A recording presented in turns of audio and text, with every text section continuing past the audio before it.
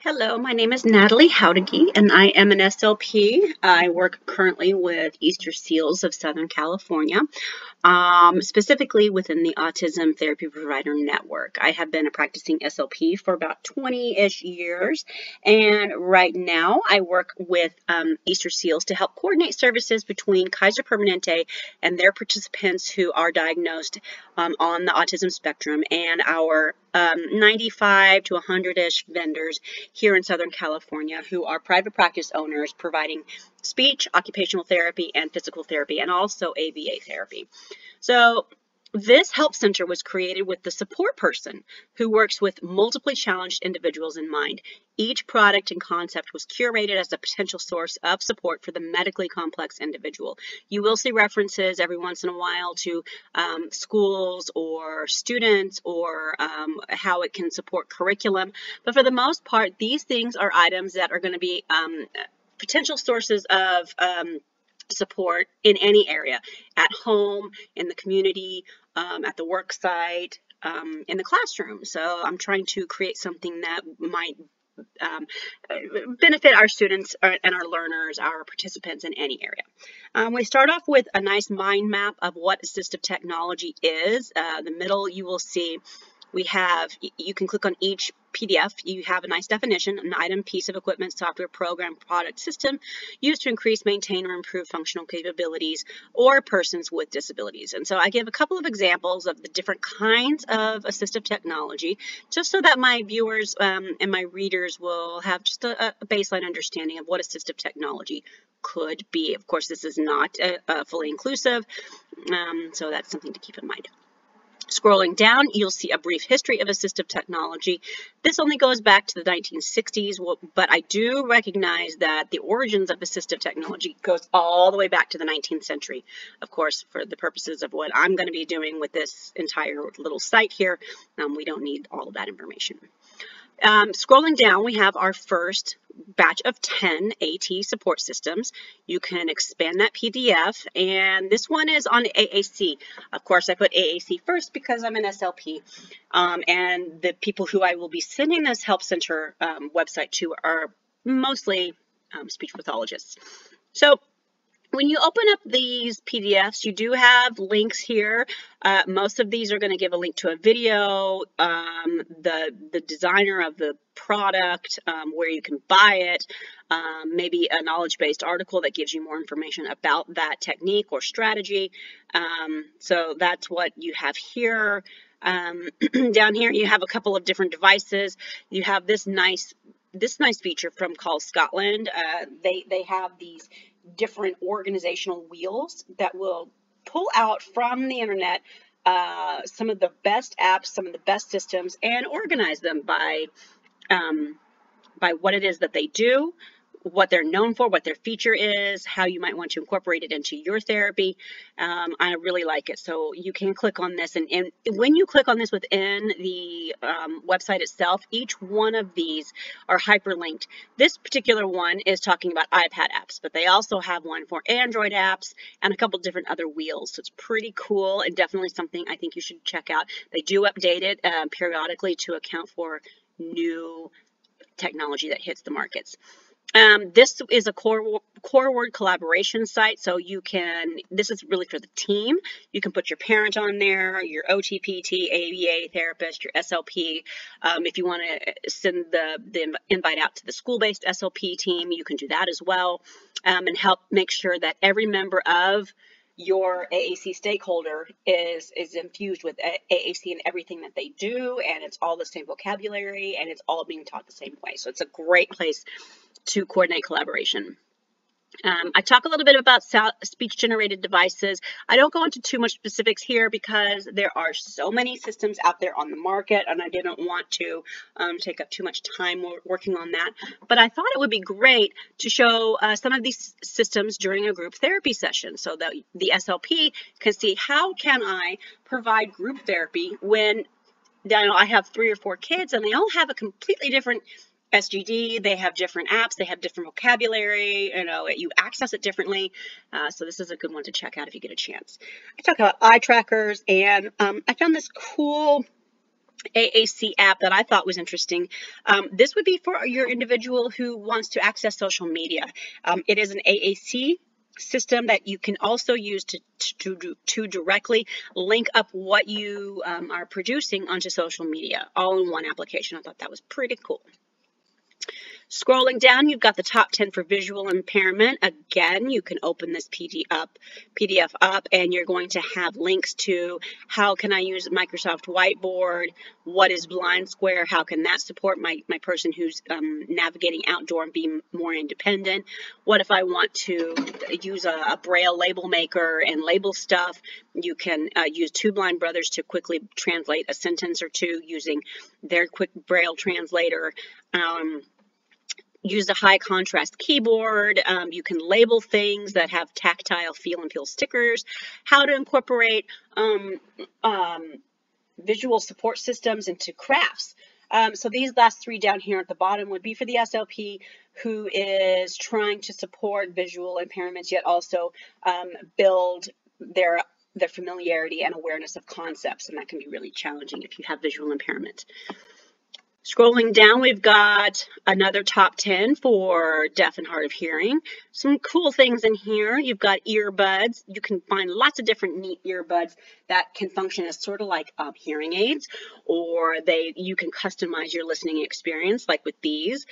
We've got virtual ASL interpreter services that you can do right there on the fly. If you want to go and see a movie in the theaters, but you don't know where you can go see with closed captioning, CaptionFish has an app where you can access it online and go see where things are showing at what time, and you know that those things are going to be captioned. Something that is up and coming, wearable alert systems. This one that I linked here, Unitac, this is still in progress right now. They are still working on this technology, but if you do a quick Google search, you'll find other things that are already out. And basically, these are wearable alert systems. You can program them. This one here, you can send messages to someone else. You can touch a particular touch point on that alert bracelet, and it's going to send a message to someone. That person can be anywhere in the world, or it can be an alert system that this particular tactile vibration pattern means that there's a train, something like that. We've got, again, a quick blurb about different headphones and which ones might be best depending on what your child is dealing with. HandTalk is another translator, ASL translator, but this is an app that you would put on your phone so you can sign into it, and it's going to speak and write your signed message. It supports English and Portuguese, which is pretty cool. Audio Fetch, I like this one. This embraces that bring your own device culture, so you can wirelessly stream in any environment and hear what's going on using your earbuds, and you don't need any other additional equipment. You've got a few other things down here that tap SOS, so you can share emergency information with your responders if you have, or they can communicate with you, and you can share that information. Or Alexa also offers some supportive devices. Scrolling down, this is information specific to autism and technology for them, or strategies. Not everything here has a link because it's really meant to inspire, to facilitate conversation. I'll be sending this out to my vendors and asking their SLPs or other staff to take a specific look at, hey, go check out the top 10 ideas for how you can support behaviors in your therapy rooms. How you can support parents in the community, give them these ideas as well. Maybe talk about how to infuse activities so that you're supporting multiple areas of disability, yet still working to build language or something like that. What else do we have? We have, oh, this one's really cool. I love this top 10 Web 2.0 information. You pull up that PDF, and I had a lot of fun finding some cool Web 2.0 systems that are designed to give accessibility to anyone within your team all over the world. It was a nice combination of things. I like Symbaloo here. You can visually organize all of your bookmarks, and it will sort them by type. So you're supporting a couple different things there. I know that I can kind of get a little overwhelmed myself with all my bookmarks. Poplet. Many of our learners, our participants are visual learners, so you can You can teach them how to create mind maps, and it can be done virtually with many different users contributing. Dingo is pretty neat. You can highlight, annotate, add sticky notes, create outlines, and share websites or PDFs with a group. Being able to annotate PDFs is challenging enough as it is, but being able to do that with websites as well and share that with your teammates is pretty neat. This website, I really wanted to be able to use it for myself, but I think it's going to be more useful in the classrooms. It's another more exciting, engaging way to create PowerPoint presentations. And I think this will really speak to our younger generation and our kids who are visual learners, our kids who need alternative ways of showcasing material learned, and it's going to be very exciting for them. Google Sites, which is how I created this, you can showcase material learned in a different way and moves beyond that poster board and stick on letter kind of thing that I grew up with, and makes this seem really professional and fun. Paperly is pretty neat.